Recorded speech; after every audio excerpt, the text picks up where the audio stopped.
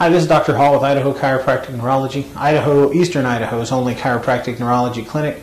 And I'm here today to talk to you about success secret number 6 when it comes to the management and treatment of peripheral neuropathy. And that success secret is your hormones. The regulation of hormones plays a huge role in peripheral neuropathy and in your overall health. For example, let's take one specific hormone, prolactin, which is present in both men and women. Guys will hear it and think, oh, he's talking about the girls. No, there's a hormone present in both men and women. It's made by a little gland that sits at the base of your brain, right above the roof of your mouth, called your pituitary gland. Now, prolactin suppresses other hormones, like thyroid stimulating hormone.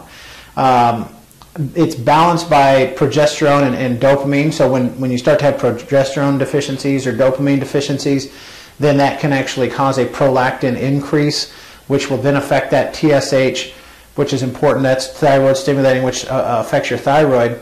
And so when TSH goes bad, then that starts to cause a decrease in thyroid hormone. And that's important because guess how many cells in the body have a thyroid receptor? 100%. So when you start getting problems with a thyroid problem, your entire metabolism, everything in your body starts to have problems. So the imbalance will show up on lab work. If you're lucky, the TSH will be high, indicating that the thyroid is just not responding, or the TSH will be low, indicating it's being suppressed by some of these other factors like the prolactin. But most of the time, because of the lab ranges that are being used, which are way out here, you have all these symptoms of having thyroid problems because of this hormone imbalance. But you're showing up within the reference range, which is way too large, and so they're not finding that. And so to really be able to look at blood work properly, we have to use what are called functional ranges. And so for TSH, that could be anywhere, a reference range can be anywhere from like 0.3 to 5.3, depending on the labs. It changes from lab to lab. Whereas the functional range, which is set up by the American Endocrinology Society, says no, it should be 1.8 to 3.0. And so if you're less than 1.8, if you're a 1 or a 0.7 or 0.8 or those things, guess what? That's not normal. That's telling us that we're having a pretty severe problem. And so we have to take a look at that. Now, prolactin also suppresses luteinizing hormone in women. Excess prolactin can cause infertility. It can start to cause testosterone level imbalances. Another common female hormone problem is what's called PCOS, or polycystic ovarian syndrome. And this starts to, again, cause these imbalances between testosterone and estrogen and progesterone. And a lot of women with PCOS are infertile, okay, because of these hormone imbalances. They're not able to conceive. A lot of them will even start to become very androgen dominant or testosterone dominant. You'll start to see the facial hair starting to grow, which becomes very embarrassing. They're having to shave, and maybe even the voice changes. Might even start to see a little bit of deepening in the voice and those kind of things because they're becoming male hormone dominant. And so one of the major keys here is we have to look and see what your hormones are doing. Now, another part of this, again, and I'll say this 100 times, is that we have to run the right tests. Now, with hormones, there's two things we have to look at. If you have someone on hormone replacement therapy, when you run a blood test, it just isn't as accurate as we would like because that hormone can be building up in the fatty tissues and in the liver and some of those places. And so what they found is the most accurate way to look at these hormones is actually through salivary testing. Okay.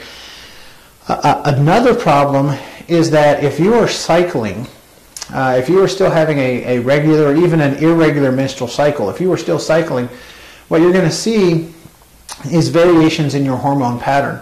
Throughout the month, estrogen's going to spike at one point and then come back down and slowly taper off, and progesterone's going to come up and spike at a different point. And so you have to look at an entire cycle to try and figure out what's happening with these hormones.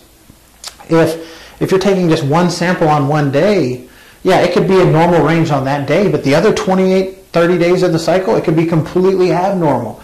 And so it makes no sense to take a snapshot of your hormones when we really need to see what's happening to them throughout the entire month, especially if we're dealing with these peripheral neuropathy and infertility and those type problems. And so Using the blood chemistry test, those kind of things, we can see indicators that these things might be happening. But what we need to really look at is see what's happening over the month. Another huge hormone when it comes to peripheral neuropathy is insulin.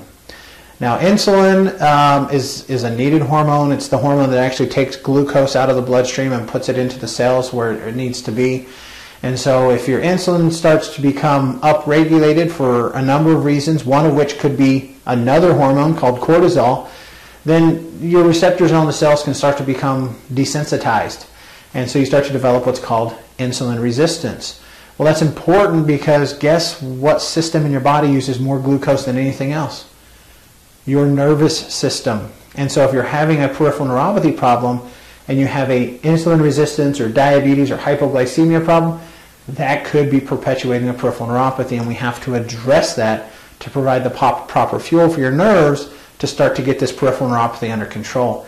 I mentioned earlier a little bit about cortisol. Cortisol and insulin work opposite of each other. And so when insulin's trying to put glucose into the cell, cortisol's trying to pull it right back out.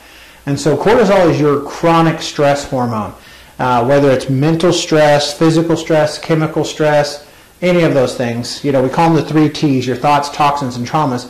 Any of those stresses can add up and start to cause a stress load that will cause your cortisol to go up, which will pull the glucose out of the cells. Insulin comes up to try to put it back, and that can start to create the insulin resistance. And so we have to look at your cortisol levels. Again, we've got to run the right test. You can have 7 different patterns of cortisol dysfunction. And if we don't run the right test, we don't know which one you are, and then we don't know how to treat it properly. Okay? And so hormones, guys, are huge, whether it's the prolactin or some of these other pituitary hormones or thyroid hormone, the male-female sex hormones, testosterone, estrogens, those kind of things, blood sugar regulation, and cortisol, that adrenal stress. We have to look at these hormones to properly diagnose what's going on with the peripheral neuropathy, what's causing it. So if you have some of these other conditions, the PCOS, diabetes, insulin resistance, hypoglycemia, then this could definitely be a cause of your peripheral neuropathy, and you need to get in here, let us check it out, and see if we're able to accept you as a patient and help you out and get this peripheral neuropathy under control so you can get back to doing the things that you enjoy. So give us a call, 208-523-1620, and we'll see if there's something